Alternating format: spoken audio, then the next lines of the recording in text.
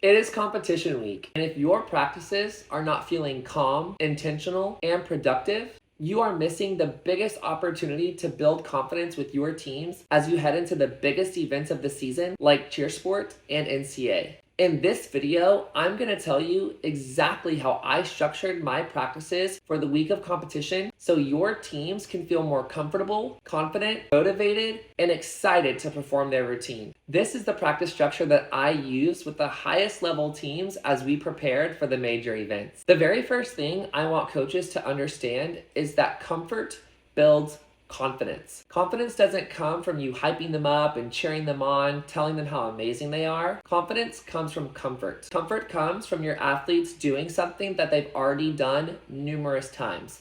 That's why it is imperative that you structure your practices exactly how you would structure your competition day. You need to practice what you are going to compete. I'm going to be saying that numerous times throughout this video. Practice what you are going to compete so your athletes feel the most comfortable and hit the stage the most confident.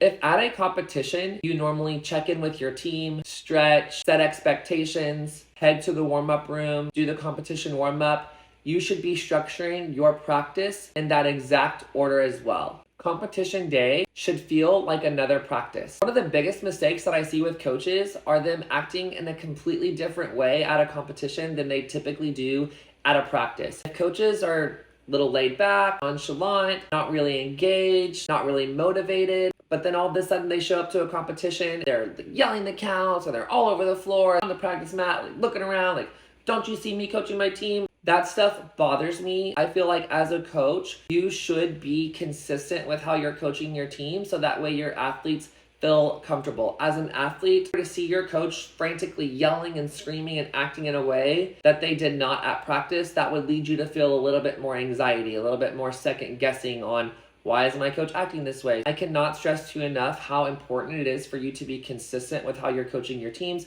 at practices and events. When competition days feel really familiar, the nerves, the stress, and the anxiety go down. You should be practicing the environment that they will be competing in. What I mean by this is specifically at JamFest, Cheersport, NCA, even Worlds, there can be long walks, there can be bus rides. For example, I'll never forget it. Everyone thought I was really crazy when I did this. Preparing for World with Panthers and Cheetahs, going from our hotel to ESPN, it was like a 15-minute bus ride. We would always warm up our stunts and do our walkthroughs at the hotel, get on our bus, and then head right into the warm-up room. I started practicing at 10 to 12-minute bus ride with Panthers and Cheetahs. The whole team would sit in rows of two like they were on a bus. They would play their hype songs and their music, and we would be riding the bus to ESPN. It ended up being so fun. The kids had so much fun with it. All the other coaches started to look around, and then all the other Worlds teams and Summit teams were doing it. We wanted to practice exactly what we were going to do on that day. For example, at Majors or JamFest, there's that long walk down this really cold hallway that smells really bad. So for Panthers and Cheetahs, a couple of the years during January, right after all the warm-up, walk the parking lot because it was cold. And we would go back inside and then perform our full out. If there's a long walk involved, if there's a bus ride, I think at least doing this 2 or 3 practices help your kids get into the right mindset. Only because that 10 to 12 minutes can make or break their mentality, right? They just warmed up their entire routine. They're going to compete the routine. That walk from warm-up floor to the arena can make them feel more confident or less confident, and they need to practice getting their mindset in order. Practice the environment that they are going to be in at competition. Now, the key things I like to focus on the 2 weeks leading up to event would be what are the differences at competition than there are at practice. The first one would be full hair, makeup, and uniform. I know we're in mid-season and they've competed in the uniform a couple of times, but I am still a fan of doing a full uniform and hair practice, not really makeup. I think a practice out of that week should be them in full uniform that they're going to wear and the hair, so that way it's them getting more comfortable and more confident in that. Also, as coaches, you'll be able to watch the routine like the judges would, and that gives you a different perspective when they're in uniform rather than practice wear. I always like to do a dress rehearsal practice the week of an event.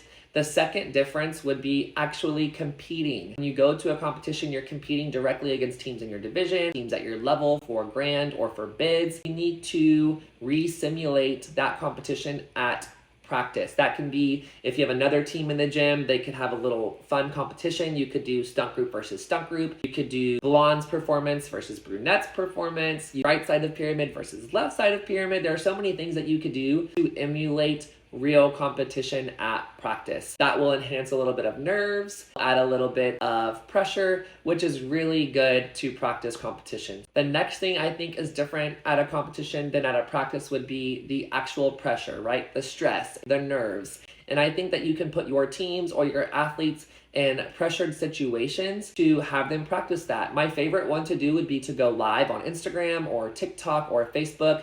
Share that link with all of the friends, all of the family. That way, when you go live in the gym and you post your phone up, that there's quite a handful of people watching. That will create that little crowd-like environment, a little bit more pressure for your team, and it's always a fun time. Another thing that you could do would be pressure points, where if there's a stunt group or a pyramid or something that you're wanting to add a little bit more pressure to, you could do the positive and positive reward. If Susie Q stunt group can hit the entire elite right now with the 4-0 execution, we'll get out of practice 15 minutes early. Or if Susie Q's stunt group can hit staying in the middle of the panel, then we'll remove 3 of the jump sections or whatever it is. If they do it, they should be rewarded.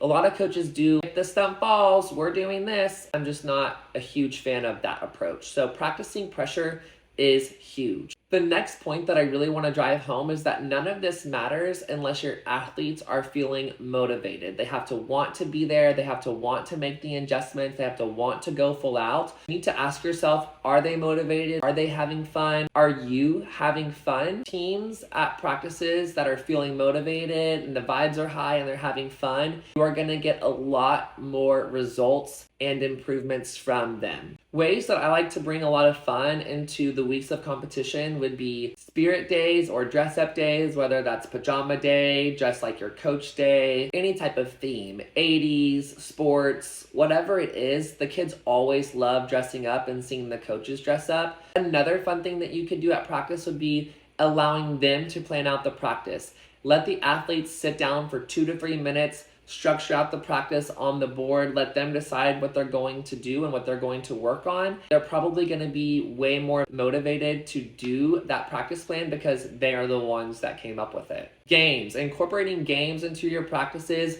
with your skill sets or sections or your halves always makes it more fun. I have so many games, so many ideas to give you. One would be the Monopoly money, where your team starts with some money and stunt groups get money and the coaches have money, and you can wager on sections or you can wager on full outs. You could play Hangman, where there's a surprise like ice cream party, and every time they hit a full out they get to guess 2 letters. Or if they do the standing tumbling really clean, they get to guess 1 letter, and if they get the whole word before the practice is over, then they get the ice cream party. So many fun things that you could do the week of competition, but I would highly encourage you to incorporate those into your practices so that way your athletes are feeling motivated, excited, and having fun while making the improvement. Competition week is about building confidence and consistency, and that comes from your athletes and staff feeling really comfortable with what they are doing. So make sure that throughout these practices, as you're planning them, that is the primary goal, that when your athletes arrive at a competition,